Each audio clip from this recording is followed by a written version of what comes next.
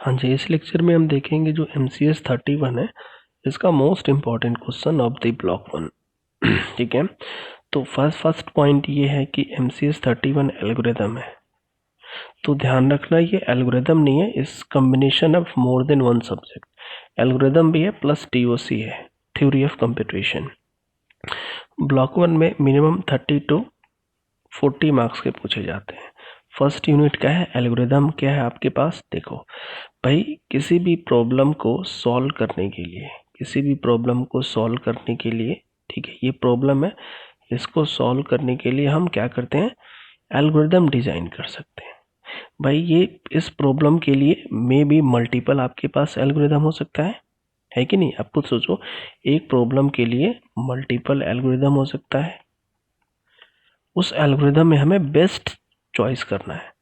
What do you mean by best? Best का मतलब क्या है कि वहां पे टाइम कॉम्प्लेक्सिटी या स्पेस कॉम्प्लेक्सिटी लेस लगे।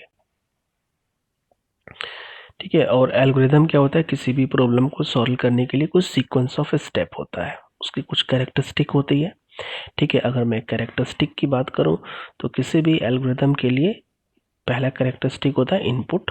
इनपुट मिनिमम 0 हो सकता है, आउटपुट मिनिमम 1 हो सकता है आपके पास। नो एम्बिग्यूटी, मतलब मीनिंग शुड भी आपके पास क्लियर। इफेक्टनेस, मतलब एक का इफेक्ट दूसरे में जाना चाहिए आपके पास। ठीक है, नेक्स्ट इसका दो एग्जांपल फेमस पूछा गया है, एक तो इक्विलिडियन और दूसरा आपके पास क्वाड्रेटिक इक्वेशन। भाई ये जो क्वाड्रेटिक इक्वेशन है, तो इसका आप स्टेप बाय स्टेप सॉल्यूशंस लिख सकते हो। ठीक है, अब देखो जो भी एल्गोरिदम होता है, एल्गोरिदम हम always we are interested to find approx answer. ठीक है, नॉट की एग्जैक्ट आंसर, है ना। बिकॉज ऐसा क्यों है ना, ऐसा इसलिए कि देखो एक्सक्यूज मी, बिकॉज इसलिए कि भाई जैसे हम बोलते हैं थीटा ऑफ एन स्क्वायर, तो ये जो थीटा नोटेशन होता है, ओमेगा एन स्क्वायर होता है, ठीक है, और जैसे बिगो होता है, तो ये कभी भी आपका एग्जैक्ट आंसर नहीं देता है। ऑलवेज आपका आपका लेफ्ट राइट में आपके पास आंसर होता है। तो always interested to find approx answer. जैसे हम बोलते नहीं है कि हमारा ये प्रोजेक्ट इतने दिन में ख़त्म हो जाएगा, है कि नहीं आपके पास, तो थोड़ा मे बी लेफ्ट राइट हो सकता है आपके पास।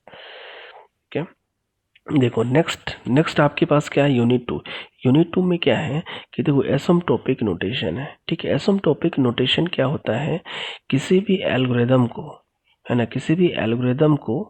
है ना, इसमें हम कोई भी एल्गोरिदम है आपके पास, क्या होगा, किसी भी प्रॉब्लम के लिए वो आपने एल्गोरिदम डिजाइन किया है, उस एल्गोरिदम के लिए भाई उसकी टाइम कॉम्प्लेक्सिटी क्या है।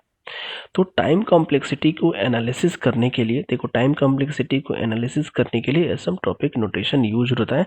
बेसिकली ये क्या है, मैथमेटिक्स का फंक्शन है।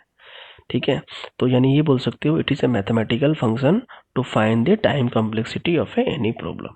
ठीक है, तो ये बेसिकली आपके पास 5 टाइप्स के होते हैं। एक आपका ओमेगा, सॉरी आपके पास पहला बिगो होता है, ये कैपिटल ओ, फिर ये आपके पास ओमेगा होता है, फिर आपका थीटा होता है, फिर स्मॉल ओ, फिर ये आपके पास स्मॉल ओमेगा होता है।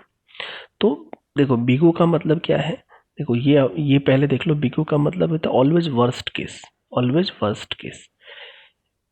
ये देखो, ये नोटेशन आपके पास क्या है भाई, ठीक है, ये नोटेशन का मतलब ये होता है बेस्ट केस, है ना। आपके पास omega notation, this is called as average case. तो इसको आप देख लेना, थोड़ा पढ़ लेना आपके पास, ठीक है।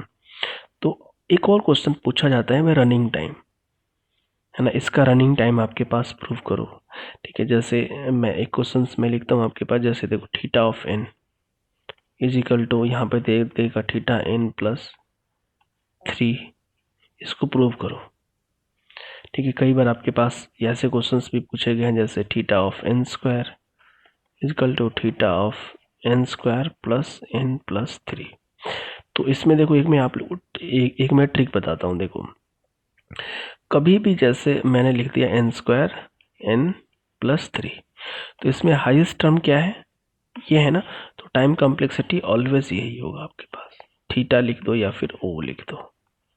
ठीक है, थीटा मतलब एवरेज होता है और ओ का मतलब होता है बिग ओ, मतलब वर्स्ट केस। ऑलवेज हम वर्स्ट केस में होते हैं। तो इसका एग्जांपल भी ले सकते हो, जैसे आपके पास कई सारे, जैसे कार है प्लस साइकिल ले लिया आपने प्लस सम कांस्टेंट, तो always majority of the term क्या होगा, कार ही होगा ना आपके पास। ठीक है, तो इसको हम डिस्कस नहीं करेंगे पूरा। नेक्स्ट आपका यूनिट 3 है।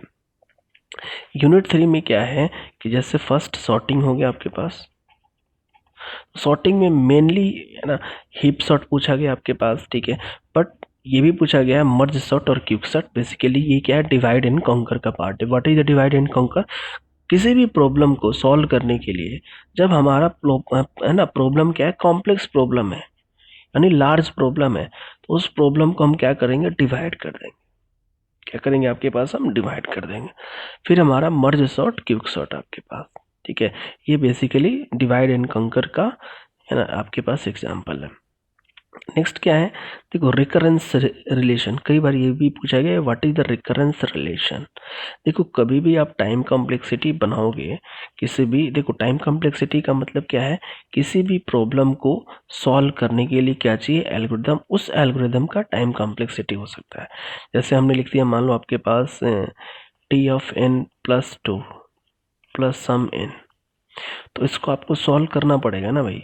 ठीक है, तो कुछ भी हो सकता है इसका आंसर में भी, थीटा ऑफ एन स्क्वायर। तो भाई आपने ये सॉल्व किया ना, तो उसको हम बोलते हैं ये क्या, रिकरेंस रिलेशन है ना, रिकर्सिव आपके पास रिलेशन। इसको सॉल्व करने के लिए बहुत सारे मेथड है, जैसे आपका सब्स्टिट्यूशन भी है, आपका रिकरेंस ट्री भी होता है। तो आप सब्स्टिट्यूशन मेथड में है ना मेनली आपके पास पूछा गया है। ठीक है, तो वी होप, देखो यूनिट 1 आपके पास में ब्लॉक 1 की बात करूं, तो ब्लॉक 1 में मैं समरी की बात करूं तो पहला क्वेश्चन अगेन एल्गोरिदम और उसकी कैरेक्टरिस्टिक। सेकेंड क्वेश्चन आपके पास क्या है कि एसिम्प्टोटिक नोटेशन और इसके न्यूमेरिकल्स। देखो यूनिट 2 में न्यूमेरिकल्स आपके पास पूछे जाते हैं। यूनिट 3 की मैं बात करूं तो सॉर्टिंग आपके पास जो मैंने बताया, क्विक सॉर्ट, मर्ज सॉर्ट और रिकरेंस रिलेशन को सॉल्व करने के लिए आपके पास। ठीक है, तो ये सारे आपके पास कुछ क्वेश्चंस इंपॉर्टेंट है। अगर आप चाहते हो इसका सेकेंड ब्लॉग का भी मैं बनाऊं तो इसको एक बार लाइक शेयर कमेंट करो। ठीक है, थैंक यू।